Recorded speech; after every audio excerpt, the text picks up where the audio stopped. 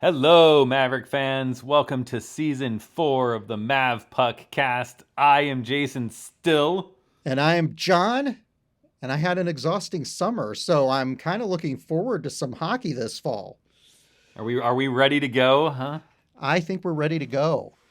Although it's an interesting schedule, the way that it kind of came out this season. I was kind of surprised by the I guess the balance between home and road games throughout the season. It was a very interesting schedule. So we'll be talking about that today.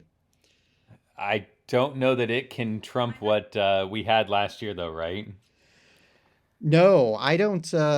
I don't know that he can with the uncertainty and the pod games, and then the second half of the season where we had 7 home games, and Bridget and I were at all those home games. I know you and Jolene weren't, and we missed you guys there, and we missed a number of the fans there who chose not to come, but we survived. We made it. I know that there were some people who were concerned about it, but it worked out okay, and it was kind of fun to have an arena that was only like 25% or less full for those games, to be perfectly honest. So you had room to stretch out, put your legs up. Yeah, it was kind of a nice, relaxing hockey experience. So I'm anticipating that it won't be that this season.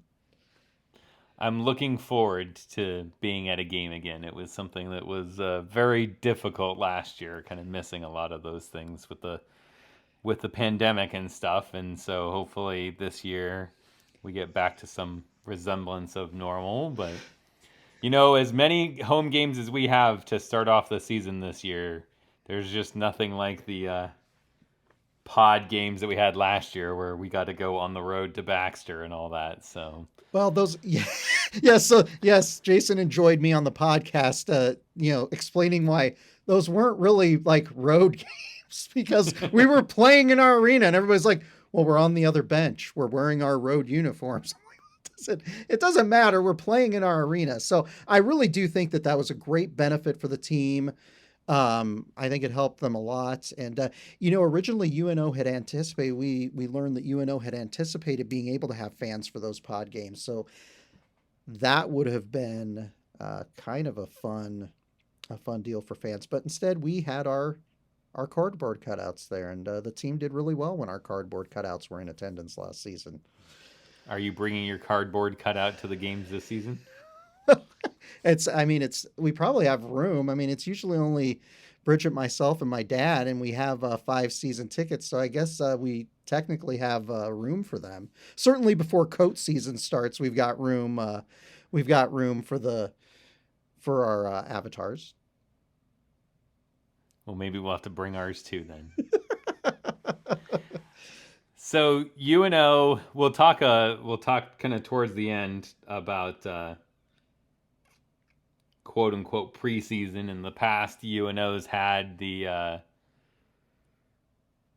had Manitoba and a Canadian team come down or something and played them as kind of a warm up type of thing.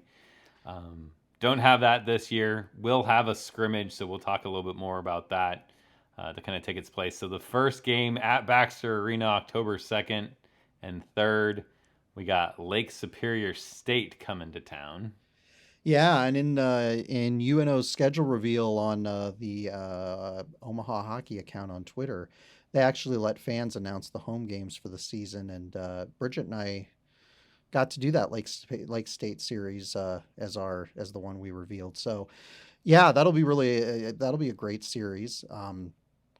They were an NCAA tournament team last season, and I know that that sounded ridiculous to me. So, oh, that'll be a great series. That's a totally non-committal comment whatsoever there, Jason. But it'll be kind of cool to start the season off with one of our old CCHA foes. We haven't played Lake State in a while, and I love playing those teams from the Upper Peninsula in Michigan. So it'll be weird starting it off, like you said, without an exhibition. The last time we did that was the 2015-16 season when Baxter Arena opened.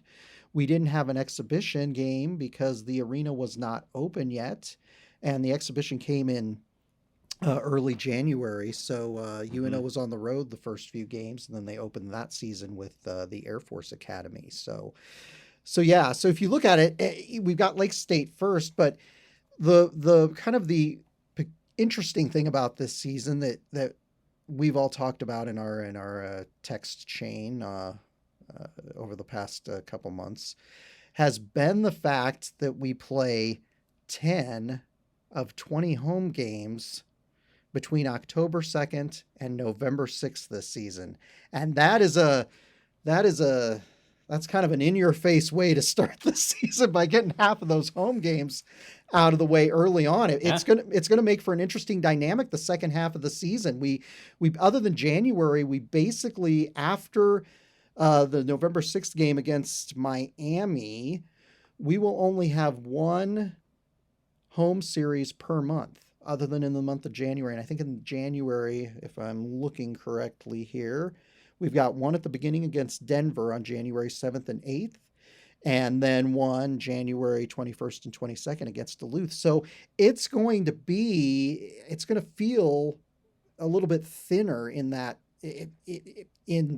December kind of December Thanksgiving time frame at Baxter Arena, when normally we're used to getting at least some games during that time. And I think considering everything that's going on with the COVID still going on and the Delta variant or whatever we're up to at that point, the Gamma variant or the Zeta variant or wherever we're at that point, it might be kind of a nice idea to not have so many games right around the holidays, I remember Dean Blaze said in an interview one year that he liked early road games, that it was the opportunity for the team to kind of Yep. come together and gel, because when they're at home Yep. here in Omaha, they have the opportunity to go out and do things, and the team can become kind of disconnected.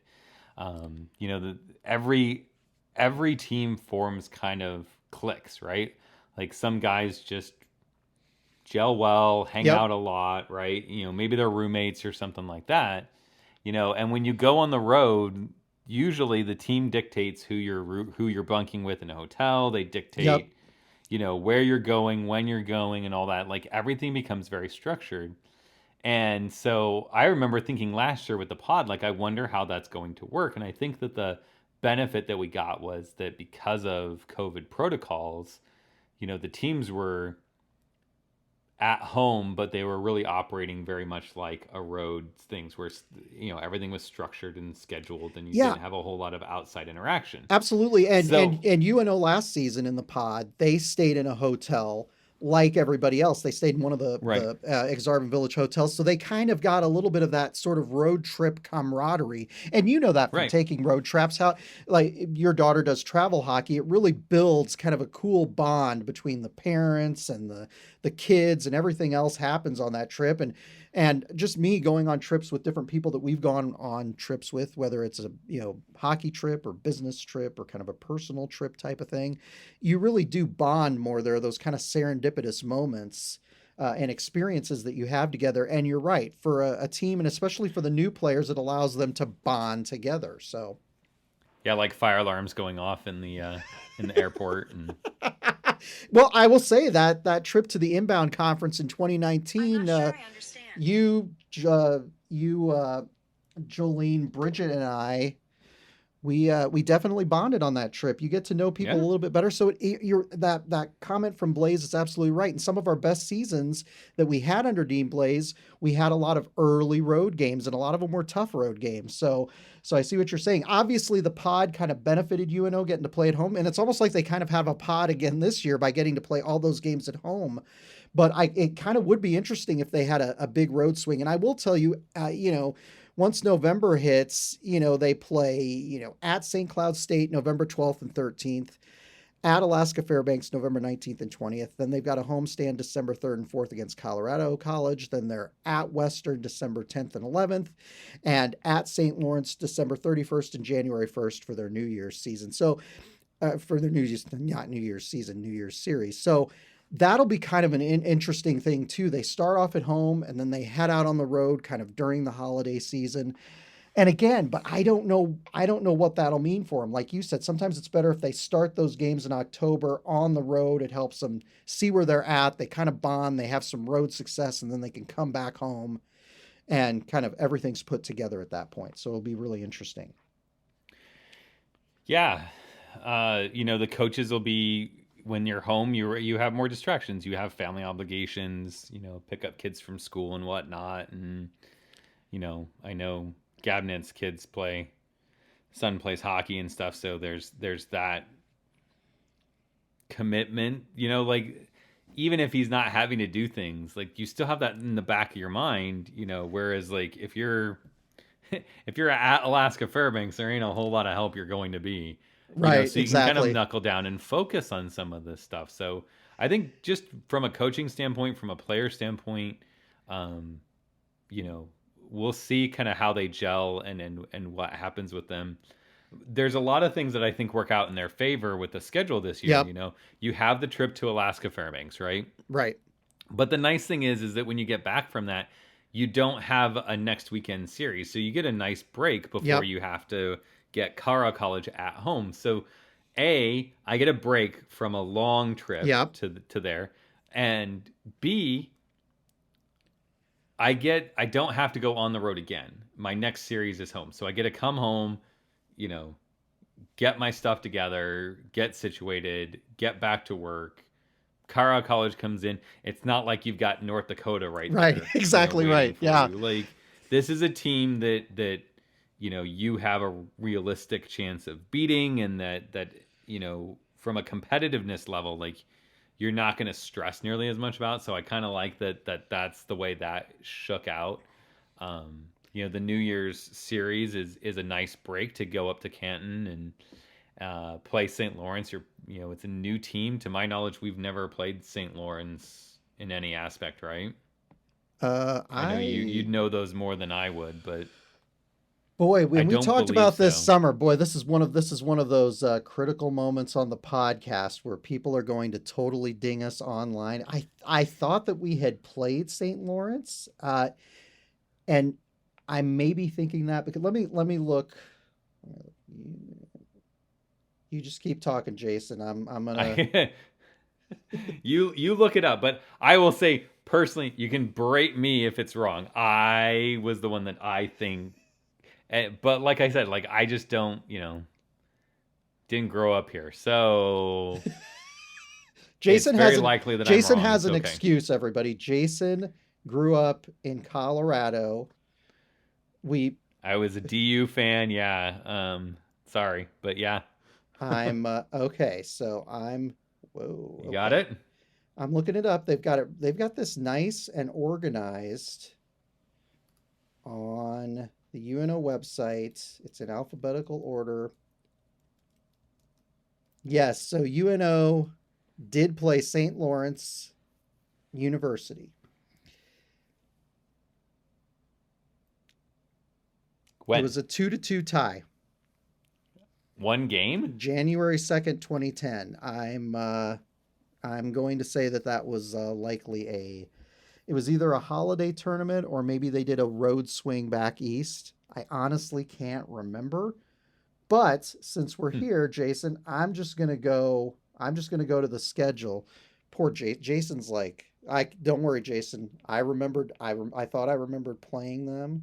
I can tell you we haven't ever played Brown in the Ivy League, so there's a There was road I a there was something on the Mavpuck about like on the forum about who we've played and who we haven't played, and I wanted to say like on the names that people were throwing out, like I remember there being a lot of that Ivy League. Yeah, the I know we ECAC played Harvard, teams. but like Brown and Colgate and those. Okay, so yes, so this was, believe it or not, January 1st and January 2nd, we played in the Denver Cup.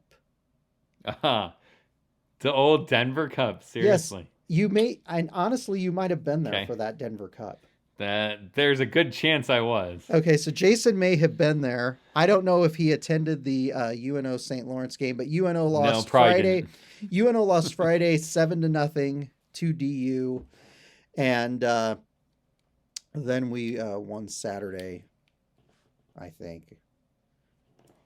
Let's look and see where that game took place. I have no idea, but I'm assuming Denver, and I'm assuming that was the Denver Cup, and so it was a tie game. So yes, we have one game historically against St. Lawrence. So it'll be nice to kind of refresh that all-time history against St. Lawrence and heading out to Canton, New York, and that'll be a neat trip for the players for sure. I know that Yeah. they've enjoyed those trips to the Northeast around the holidays in the past, so that'd be cool.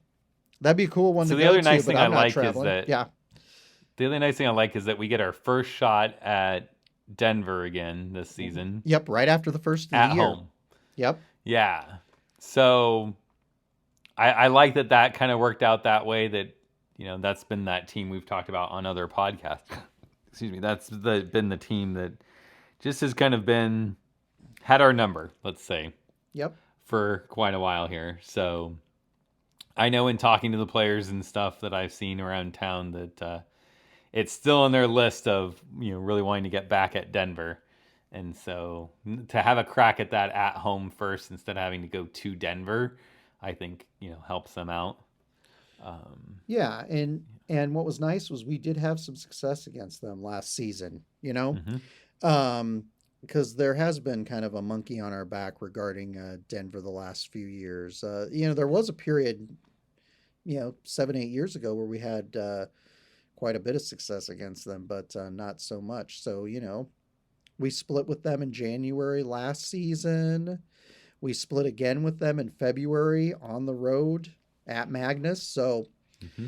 yeah, great opportunity for them to continue their improvement against DU, and I think they have a real opportunity this year. So, I think that the team has a lot to offer this season. Yeah. Let's put it that way. So every year there's always a team that we only an NCHC team. We'll make sure we qualify that. Yes. There's always an NCHC team that we only play on the road, and then a team that we only play at home. We only play Duluth at home. We only play Western Michigan on the road.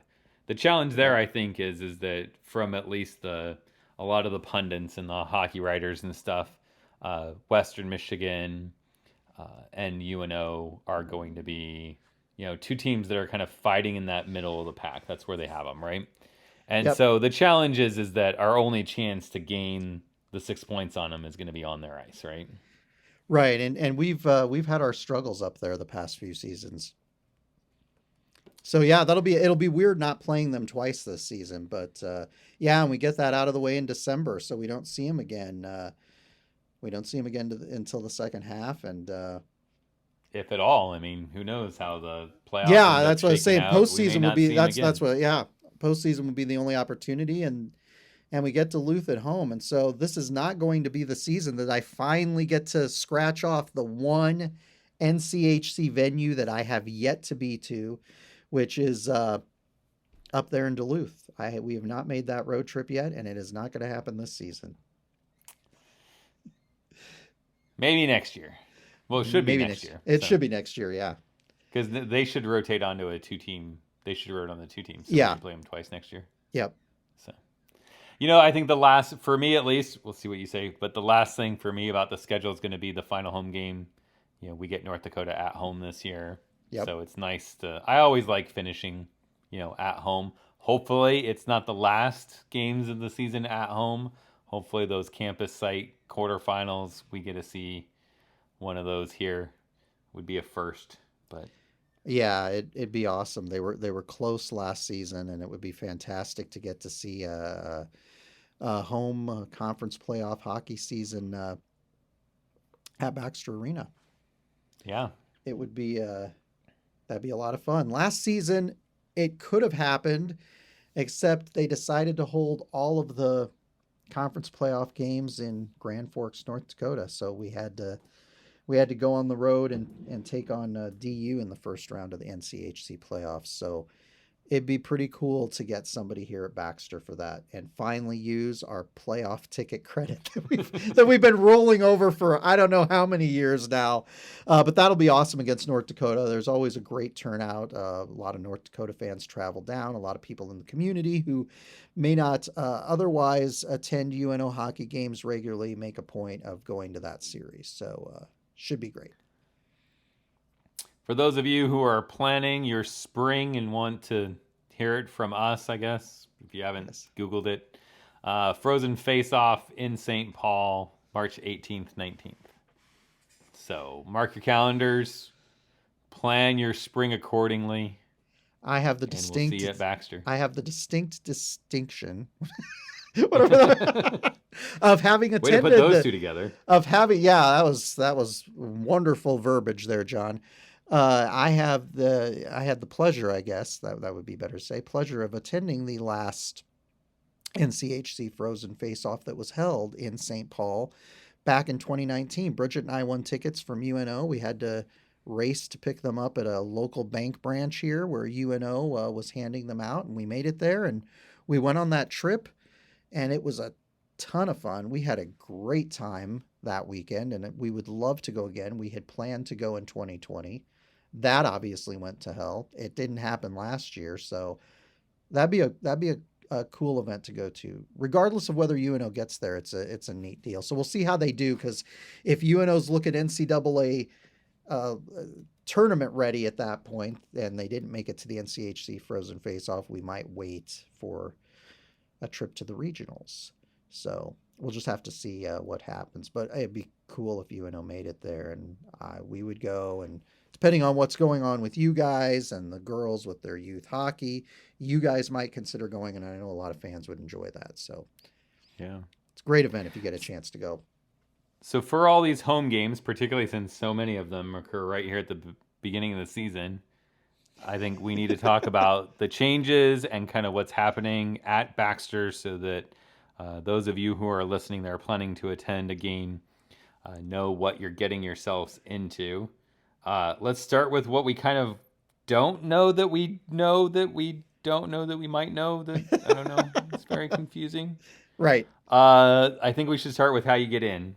Okay. So the ticketing system, we have heard nothing about season tickets going out, or some sort of pickup event like they've done in the past. So there's just no information that the university's putting out, that the team's putting out on that. What we do know is that you can log in. If you're a season ticket holder, you can log into your account, and you can use the mobile tickets and download those. Now, a couple years ago, they had gone kind of mobile only, or I guess digital ticket only. And then it seemed like they were going back to paper tickets. Right. So the 2019-20 season, they had that was the last season that they had the tickets that were the credit cards that had the QR code on the back. So each seat was a credit card, like a credit card. And that was your season ticket into the game. And there was also a lanyard pass too, that if you chose to wear it as a lanyard, you could use that to get in. And or if you wanted to, like Jason just mentioned, and we had a podcast on how Jason was able to use one ticket the entire season because the QR code was basically the same. But you could also use them mobily, and Jason and I are Apple aficionados, and they don't sponsor this podcast, but it would be awesome if they did. And so we Call know us, that you, Tim Cook. Call us. we know that you can put those tickets in Wallet on your iOS device, which is very, very handy. And I can't remember, it's been a while since we had talked about this. I can't remember if you said that the ticket would show up in Wallet on your Apple Watch too, so you could just show them the barcode on that and they could scan it. At the beginning of the season, it didn't, but towards the end, it would. It did? It Okay. would pull up from the very beginning. It did use the geolocation, which was kind of nice. So once you got to the rink, Great. It'd pull up on my phone, so I just had to walk in with it, which was really cool because it's right there for you. In addition, at that time, you could also print out your ticket on 8.5 by 11 paper if you actually own a printer. So there was that. Now, for this season, as Jason just alluded to, we think it's all digital since last season during COVID. And they didn't really do season tickets last year, just to give people a refresher. And for people who don't know, they didn't do the season tickets, but if you were a season ticket holder, you kind of got first right of refusal to buy tickets to the second half home games. There were 7 of them. And we ended up getting a pair of tickets for each of the 7 home games. And you could either print them out or transfer the digital ones to your wallet on your iPhone or whatever Android uses. I don't know what the Android equivalent of that is. Jason, do you know? I don't remember what candy I they're don't know. on We right don't. We now. Jason and I don't care about Android, so we just know how to do it. I just can't keep up with it because every phone's different. So I'm like, yeah, And whatever candy you're dealing with on Android, it eh, probably works on whatever candy right, cane or whatever it is. exactly. Yeah, candy cane or hot fudge sundae or Ice whichever cream, version. I don't know, sprinkles, whatever. Yeah, and your Android device may or may not actually be getting updated to the latest version of Android. It's hard to say. So anyway, enough tech talk there. So last season they basically did the digital ticket thing, and I'm wondering if they're just if that's the route we're going to go, because like you said, we hadn't heard anything about any sort of season ticket holder pickup event last season. Prior to COVID, we had heard at the end of the 2019-20 season that they were potentially going to go back to a nice paper ticket book that people could have as kind of a souvenir deal for the 2020-21 season. But obviously, because the season sort of went to hell, that did not happen. So I'm assuming at this point we would have heard if they were doing some sort of season ticket event, which I'm assuming they're not going to do a season ticket event because of COVID and everything else. They just might not want to take that risk. I mean, certainly if they Yeah, did I mean, it, my the team assumption is wouldn't they be wouldn't want there. to risk it. Yeah. I just wish they would like. For me, it's like I'll figure it out. I'm fine. Yeah. I like the digital stuff. I like uh, Yes. I like the convenience of it. Like I understand you and having to deal with your dad and the complexities of that, and Yeah. Because and so I can see yeah. the need for the paper tickets. But it's like I really wish that the university would just come out and say like, all right, this is the way we are going to do it. Because the sooner that they come out and do that, the sooner that like you and I can talk about like here's what to expect. Right. Here's how this is going to work.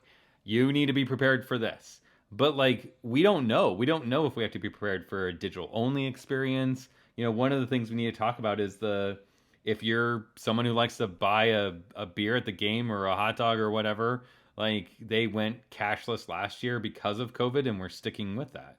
Yeah. So if you plan on just pulling out your wallet and handing them a $5 bill for something, you can't buy anything for $5. Handing them a $10 bill or something, I mean, they're not going to take it. They've got no way to take it. Yeah. So you need to be prepared to have your credit card, and be able to tap, swipe, plug in your credit card, or I know the system takes Apple Pay and Android Pay, and I don't know, it probably takes PayPal and other things as well. But Bitcoin, you know, Dogecoin, Venmo. yeah, I want the day that we can buy our UNO season tickets in Bitcoin will be one heck of a podcast.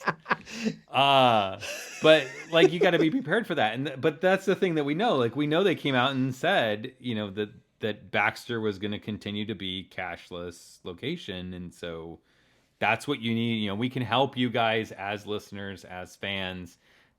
This is what you need to be prepared for. But I can't with tickets, and it's just part of it's just me being like frustrated because I want to be able to give people some honest feedback about how things are going to go, and I can't because I don't know, just like you don't know. Yeah, and the tough thing, and you mentioned my dad, and my dad's 80, and he comes to the game on one of our season tickets, and obviously he comes himself, and he comes at a different time than we do, and he does not have a smartphone. He has a flip phone. He is not the master of smartphone technology at all. And so for him, when we had like at least the credit card tickets, it was nice because he could keep that in his wallet all the time. So he didn't have to worry about forgetting it. It was there. He put that in. It was great. Now we can print him off tickets on our printer. We can do that for him each week if we want to. You can also go to the box office and get your season tickets printed off if you would like an actual physical ticket. So I know that they will do that. But it does create an interesting thing. And yes, I know that we're all used to using smartphones. You and I did a podcast about this when the NCHC Frozen Face Off in 2020, the one that was canceled, was going to go paperless. And I had a long rant where Jason looked like he was about ready to strangle me across the. We really have to do these podcasts on video. But there are, you know as well as I do, there are a lot of folks who are just more comfortable. Even if they have smartphones, some people are just more comfortable having the paper ticket, and it also makes it easier for them to give it to somebody else. Yes, you can transfer a ticket to somebody else via email, but sometimes it's nice to just be able to hand a neighbor a ticket or hand a coworker a ticket. And on the concession point, I would just say I'm the type of person, I use cash at concessions all the time. I am not a credit card guy. And I'd imagine that there are quite a few people during a typical season who are the same way. We all understand why they don't want, handling money and all of that, but it definitely creates a different dynamic for people coming to a game, having to deal with some of that stuff. So the last thing to talk about policies at Baxter and what to expect going to a home game is what I'm sure, half the people in the podcast will be upset about, and the other half of you will be thrilled that they're doing it this way. I really don't care which side you're on, so please stop with all the chatter about it. The fact is, you will have to wear a mask while you're at Baxter 100% of the time. They will turn you away if you show up without one and they don't have them. They will have some on hand. I saw them say that. But it's limited supply. So if you show up and they don't have any masks for you, you're going to have to leave and go get one somewhere else and come back Right. or something. So be prepared. I did see something that that this policy is in place for the first half of the season. That I assume then that they're going to use that time to kind of make a decision as to what they're going to do And for the second reevaluate half of the season. Yeah. But at this point in time, we have to assume, at least for the first half of the season, that it's going to be a requirement. Yeah, I would say so. And having attended last season, obviously masks were a requirement then. The policy was you had to wear your mask unless you were drinking or eating food. So obviously there were people who would nurse one of those gigantic beers that they sell at Baxter Arena for 2.5 hours. There was a let's just put it this way. Enforcement was not particularly tight, and there were only 1,500 people in the building. So I would imagine with more people, enforcement's not going to be tight, but it is a requirement. And I think that that's a good idea. I know that, we still wear a mask to go places. I know we're very much in the minority, and I know some people don't agree with that. And so I don't really want to get into a debate. But I actually feel better that they have the policy in place. So I don't have a bunch of people, why the hell are you wearing a mask, dude? Right. Hey, I guess you look at the bright side. If you're not happy about the masks, at least they don't have a vaccine requirement yet, right? Which, we talk about it in the podcast back when we talked about the mobile tickets, we talked about that because that was at the same time that the NHL went to digital tickets. Yep. And went away from paper tickets, and I still deal with that with the Avalanche games that we go back to and stuff. And the tickets that I have, I'm just now getting through this season and sending tickets to people that have bought my season tickets, and so it's like I have to get to this, like, all right, transfer tickets, send it to email. Right. The system works pretty well, but it is something just to be aware of and be prepared for. Yeah. Exactly right. I think most people can adapt just fine. And again, the people who want tickets can go to the box office and get them. But yeah, so those are some of the new things that are in place. I kind of miss the good old days when clear plastic bags were the thing that was really annoying about going to events and going into Baxter Arena around here. But Bridget and I got our vaccinations about the same time that you and Jolene did, and we did that in anticipation of being able to go to hockey this year, and having that extra layer of protection. So, we're close to the season as we're recording this podcast. So if you've been on the fence about getting a vaccination, I would encourage you to do so. Just, because you're going to be in a big crowd, you're going to be cheering, having a good time, and just it's one less thing to worry about, right? Right. Not that not that people are worried about it, but it's just one of those things. So yeah, so So a new season brings about some new rules. oh I boy, don't here understand we why go. they feel like they have to tinker with everything all the time, but so be it, whatever. I think just so Jason and I can have a really convoluted discussion on the podcast, right? I swear sometimes they make like policy changes at Baxter just so they're like, gee, John and Jason need something to talk about. So let's do this. They can rant about this for an hour. Uh so really, a lot of the changes to the rule book this year at the NCAA level at least are essentially solidifying things that this is the way it worked anyway, so we're just going to like make it work this way. Like I think of the one that comes to mind, right off the top of my head is the post-game handshake. They removed the requirement where coaches and players have to assemble to shake hands after the game. Yeah. Essentially, they're saying like each league gets to decide what's the safest way to do it to show sportsmanship. So it's like, you know what? Fine. Like that's kind of what we did last year, anyways. So you removed it from the rule book just to make it official, basically. Yeah. I mean, it's The it's ones that definitely are in, definitely a sign of the times, right, Jason? yeah, I mean, it'll be 20 years from now when we do a podcast and we look back as You remember when they what used to changed in shake hockey hands? because of the Yeah. COVID, right? See, they could have made Uh it more of a rule, like you could shake a hand, but then you have to use hand sanitizer, and then you shake it. Yeah. So that's yeah. That it might be for the best too. Sometimes it just seems kind of belabored anyway. So yep. I always had that. I always wondered about that. Like, man, it was a heated game. They always did great about it, but it's like, do you really want to put yourself in that position that Well, and I'll tell something you could too, it carry was over? But it was it was a lot of times it was kind of interesting because you would see players that that they would like give each other hugs on opposite teams, and you would think it's possible that they played juniors together, played Mhm. youth hockey, high school hockey together, and so that was always kind of neat to see too. But yeah, like you said, yeah, you always wondered if it was going to result in fisticuffs in some of these Yeah, games. So it's probably just better to do away with that. So yep.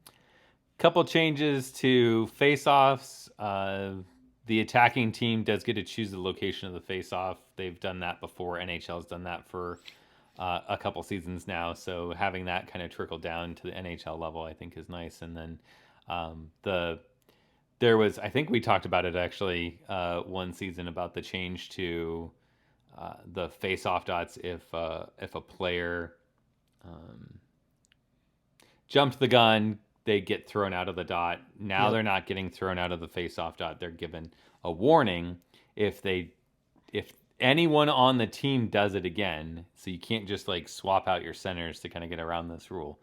If any other player in the same face-off uh, is given a second warning, basically that Yeah. second warning is a bench minor to the team. So anyone on the ice will have to serve that bench minor.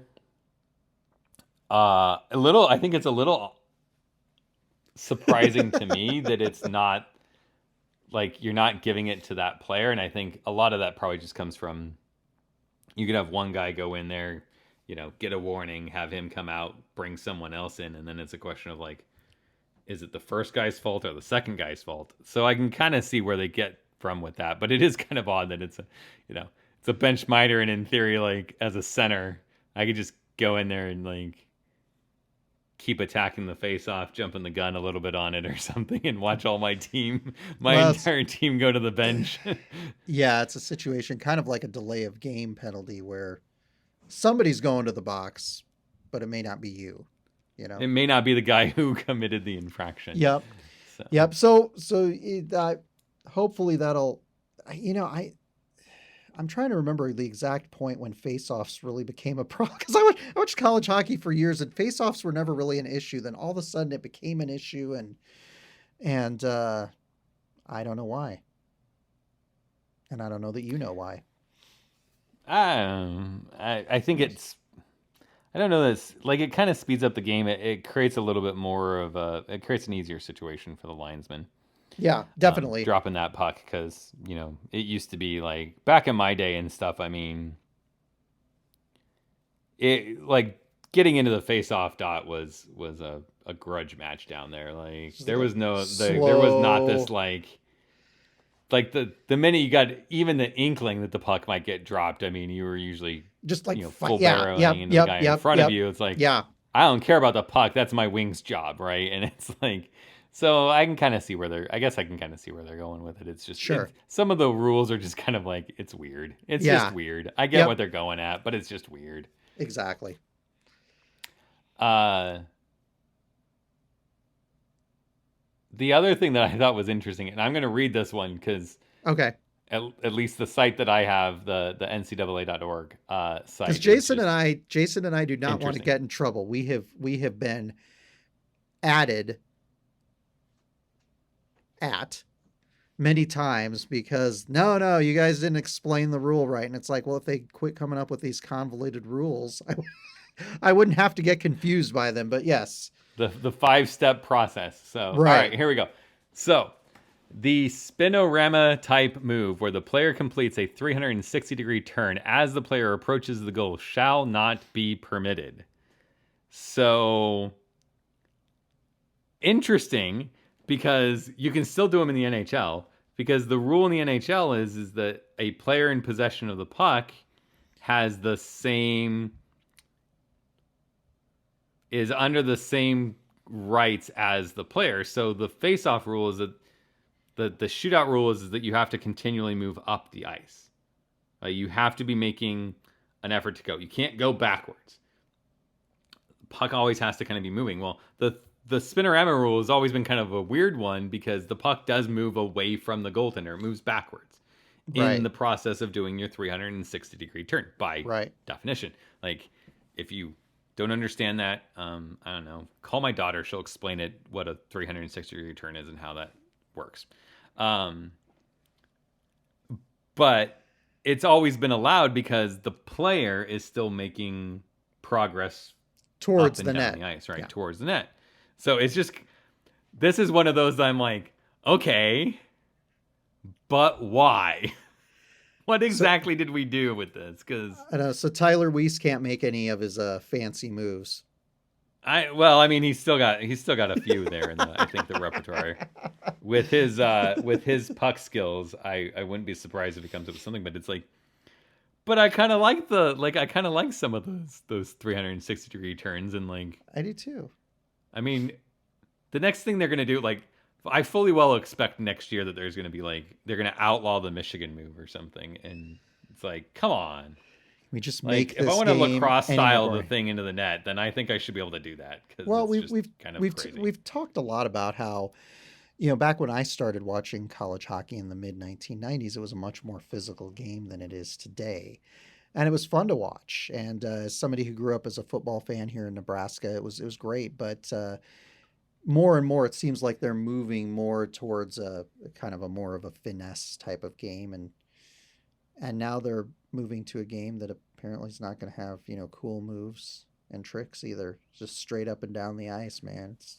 Right, you move from physical to finesse, and now it's like this is one of those things that like, it's a rule that kind of takes the finesse out of it. I guess I don't know. Yeah, like I don't get it. No, I don't but know. Whatever. Right. It is what it is. I'm trying to think of like I'm literally in my head trying to think of when's the last time I've actually seen someone try to do this, not in like an NHL skills competition. Youth hockey. I know, right? Like, yep. Who cares then?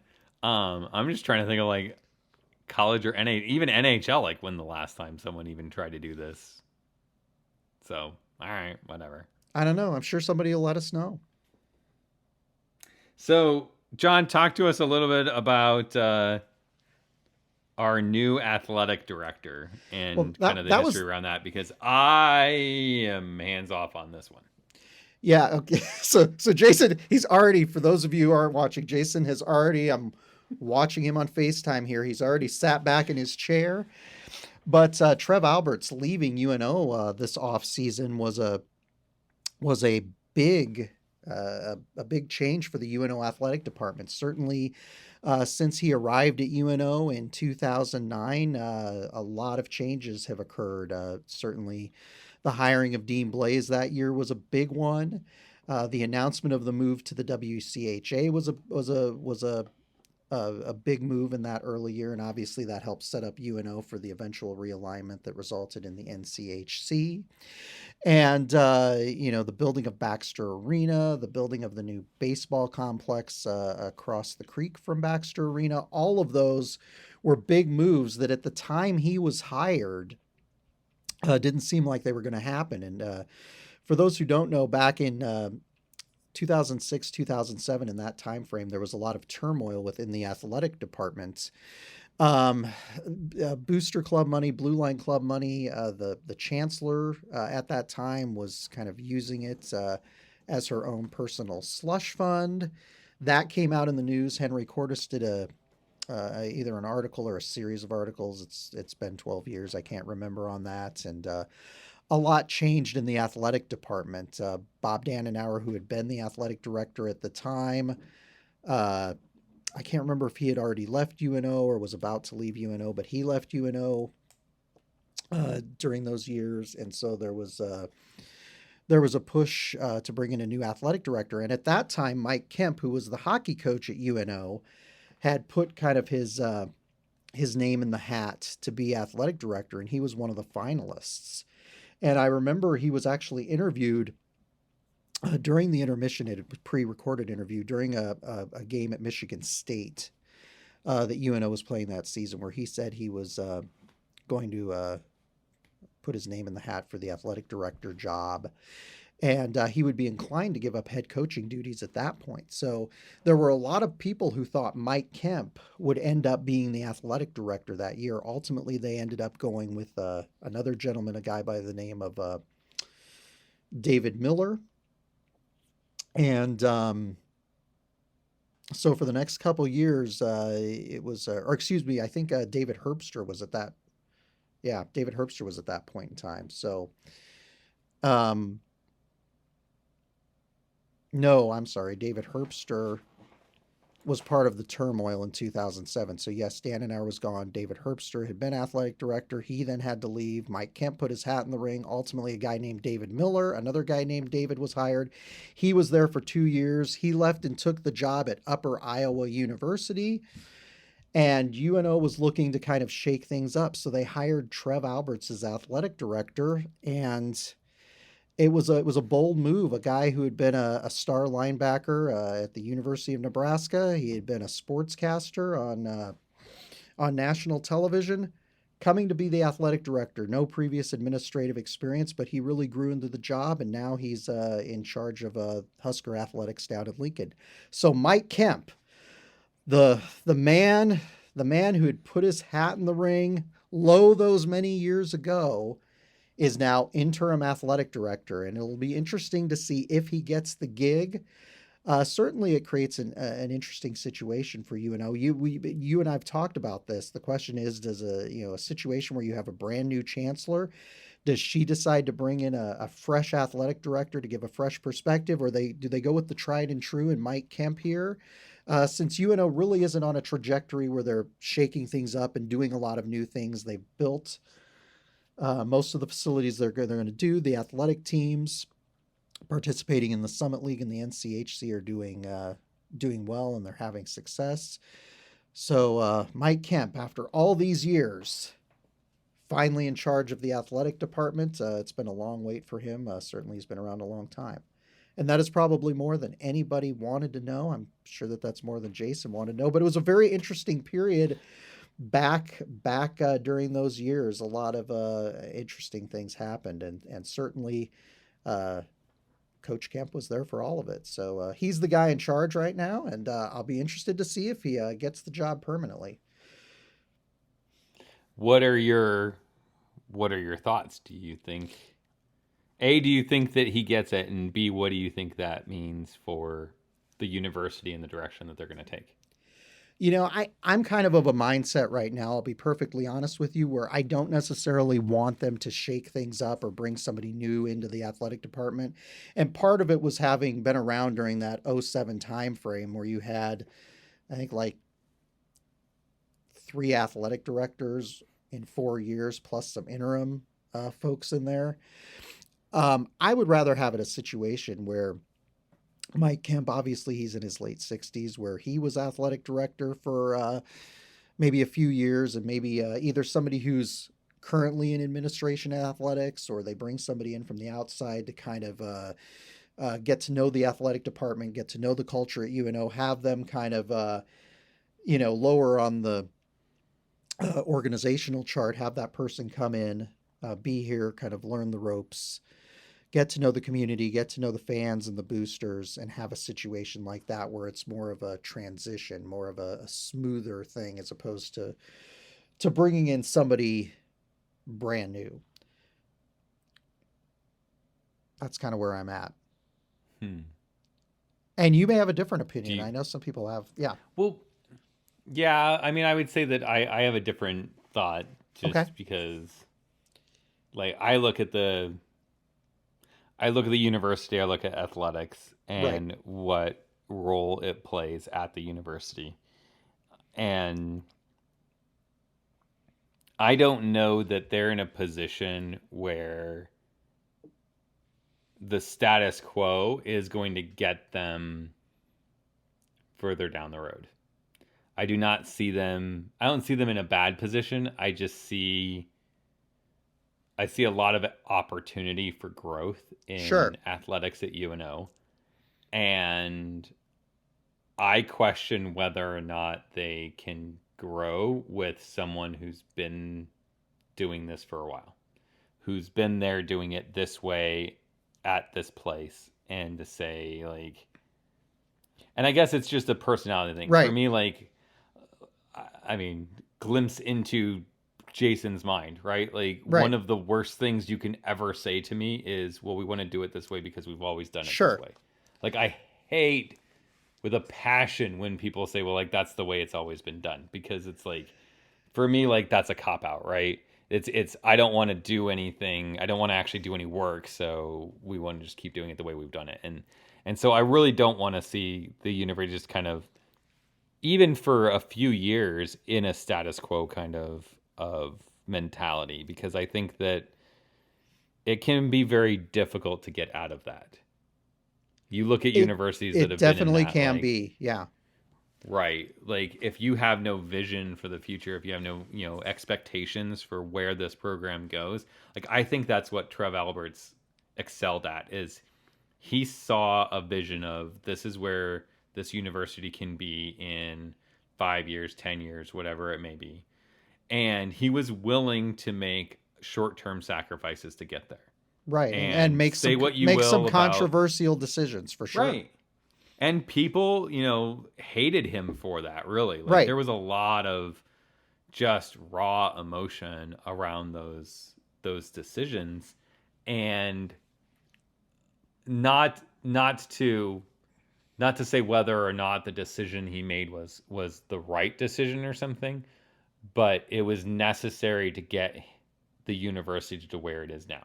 So to say that it is a wrong decision would also say that you don't agree with where the university is now and what they're doing, that you see, that being different. And so I just don't see it that way, in the sense of, like, hockey is we're playing in the best league in the country, in my opinion. Right.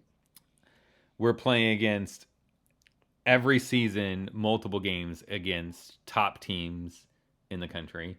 Right. We have a chance to win, so we're not just getting slotted every time we go out on the ice. They've got a competitive team.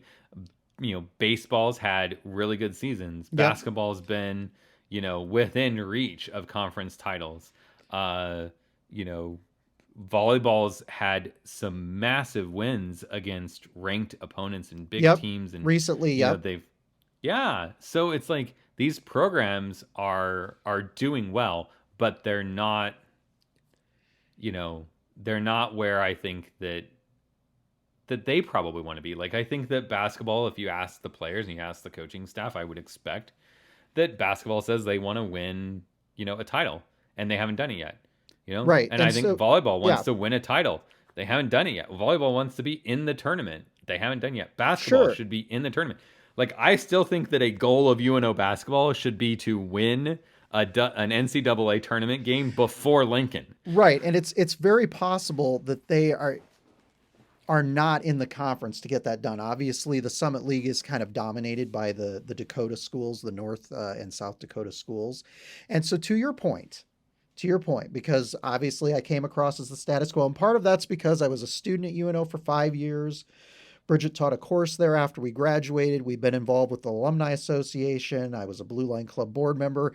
And as you say, sometimes, you can have a very much a preset kind of culture that's hard to shake up. And certainly having been involved with UNO this many years, they definitely kind of have that. So it can be kind of a hard situation when somebody new comes in and shakes that up. But to your point about, we look at hockey and we look at the success they've have, and they very, very successful program, successful sports team in the community, probably the best conference in college hockey, very competitive program. There aren't problems there. But when you look at something like the Summit League, the question is it the mid-major conference that UNO needs to be in the future to start to make things like the NCAA tournament in men's basketball, or the NCAA tournament in volleyball, or the College World Series for the baseball team, and the softball team for that matter.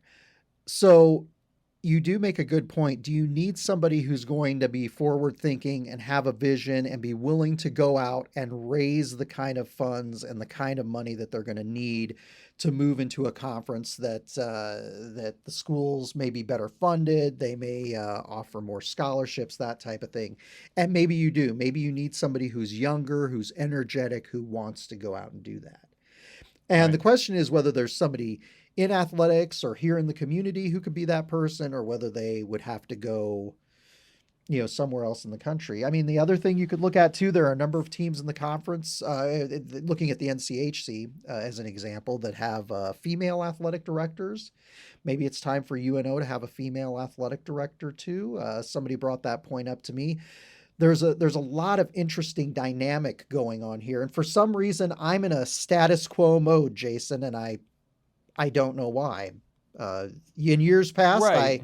you know, And we don't know, like I think that's the part that I don't know, so I can't speak intelligently right, to. But the question that I would have, given the opportunity to talk to, you know, Kemp, or the current president, even Nebraska board, is like, what role do you see UNO playing as an institution, in the city? What right. is the vision? Do you want more, athletics? We've asked the question before about, does it make sense, and are they planning on bringing in, a D1 or D3 tier women's hockey program, since you already have Baxter and you already have the facilities?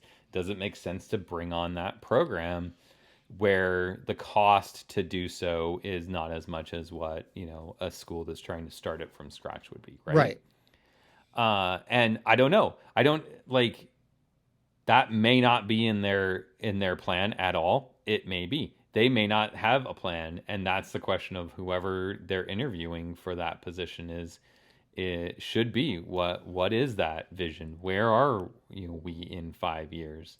Right. With Mike Kemp, like you mentioned his age. Are you here in 5 years? Because I'd rather see someone come in and have a vision for 5 years and have an opportunity to implement it, than to say, like, all right, we're gonna put someone in for a couple years just to get us through, this time period. Like I don't want to kick the can down the road kind of thing. Sure, and I completely understand that point. And at UNO, and it was I'm glad that you brought up the political situation with the Board of Regents. Because it definitely is. I mean, part of the reason Trev Alberts was hired was because he was somebody who would appeal to these regents who are elected from all over the state of Nebraska. And he could mesh well with the powers that be in the Nebraska university system. And obviously, Mm-hmm. the Husker athletics is kind of like they're the big daddy as far as athletics go in the state. So UNO under Trev Alberts was really able to carve out something nice for themselves rather than just being a Division II athletic department with a Division I hockey program. They were able to move all sports to Division I and build really nice facilities for their athletic teams and that type of thing. And that's because he was really good at playing the political game, and he fit well in kind of the sort of big small town culture that we have in places like Omaha and Lincoln. So I don't know. It would have to. It would be intriguing if that happened, because I would love to see them achieve more as an athletic department. But it has to be somebody who fits into kind of the political realities that we have here in the state as far as the NU system goes. And it would be interesting to see if, the Regents and Husker Athletics would be down with UNO, having more funding and more success in men's and women's basketball, volleyball, etc. Because if they were on a more even playing field, that could get really, really interesting if you had Creighton basketball, Husker basketball, and UNO basketball competing for the NCAA tournament every year. Mm-hmm. So it's very interesting. It'll be interesting to see what happens, Jason. It will. So I think our last that we'll wrap up here. For those that are wondering when we're going to make our picks and talk about the team and the players, and there's incoming freshmen and a graduate transfer that we have to talk about. You're going to want to tune in next week, because that's when we're going to go through. So you've got a week to anticipate who I'm going to pick as the 2023 national champion, because I seem to be a little off when I make my predictions. And wait, 2022, Jason, not 2023. No, because remember, I picked Wisconsin. They had a terrible season. And then the next year, Wisconsin did good, right? Yeah, exactly. So I just, for the last few years, it seems like I've always been a year off on who I pick. So. Oh, okay. You're absolutely right. So Jason's going to pick the hot upstart team with all the good recruits, and then they're just going to tank this season. Then the following season, they'll have a good NCAA tournament run. That sounds right. that sounds great, Jason. I'll be interested to hear that. So I guess I would say until next time, hopefully we'll see a bunch of you guys at the inter-squad scrimmage on September 26th at Baxter Arena. If you're a UNO season ticket holder, you can go. You have to reserve your spot on your My Mavs account on the OMavs website, and you can also bring. You can also invite guests to that, and if the guests end up buying a full season or half season hockey season ticket package, you'll have an opportunity to get a basketball ticket. And we couldn't tell if it was just a ticket to a game in the club seats or it was an actual season ticket to basketball. Your wife and my wife and me and you, we read that. So we'll see if we can get a little bit of clarification on that. So be sure to follow us on Facebook and on Twitter and on Mavpuck.com, and we'll have an update on that. We'll contact somebody right around the time that this podcast is dropping online to see if we can get some clarification on that. So till next time, when we get to talk about players on the team and what's on the ice. And Jason's crazy predictions, go Mavs. Go Mavs.